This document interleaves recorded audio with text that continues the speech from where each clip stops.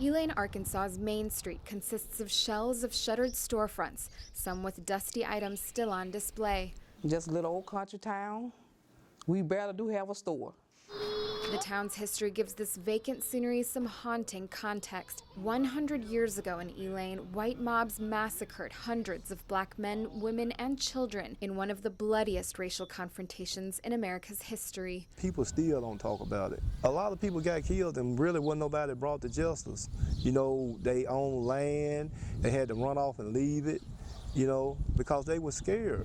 It began on a late September evening in 1919. A group of black sharecroppers were meeting just north of Elaine to demand better pay for their cotton crops. But a deputy sheriff and security officer, both white, showed up and fighting erupted. The security officer was killed. What followed was what's known as the Elaine massacre. Mobs of white men flooded into the town, killing an estimated 200 black people. 5 white people lost their lives. Hundreds of black people were also arrested and jailed. The massacre was a part of dozens of race riots and confrontations that broke out across the U.S. from late spring to early autumn in 1919.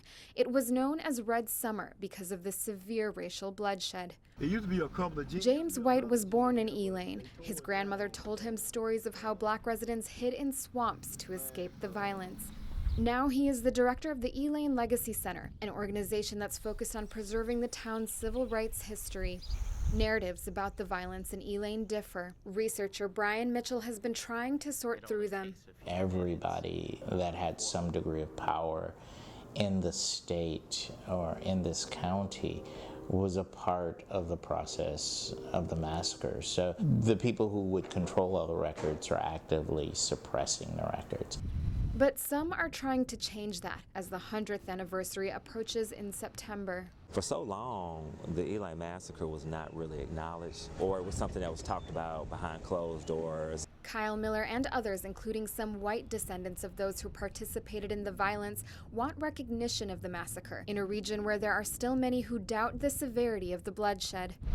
A large, swooping concrete monument is under construction across from the Phillips County Courthouse in Helena, about a half hour from Elaine. But not everyone supports the effort. Some residents in Elaine are angry the memorial is being built outside their town. If you said 1919, what do you think of? Elaine. It should have been in Elaine. Those behind the monument defend its placement, saying the massacre was bigger than the small, relatively inaccessible town of Elaine. It was really more of a strategic thing than anything. We wanted something that people would be able to easily find and locate. But members of the Elaine Legacy Center say building a monument misses the mark and that any commemoration must focus on the land taken from black people. They are demanding repayment and reparations for what was lost during the massacre. For White, the tension is a modern-day version of the power struggles that were at play in 1919 between wealthy landowners and the poor black residents of Elaine. 100 years later, it's the same old stuff, just a different day. A lot of it.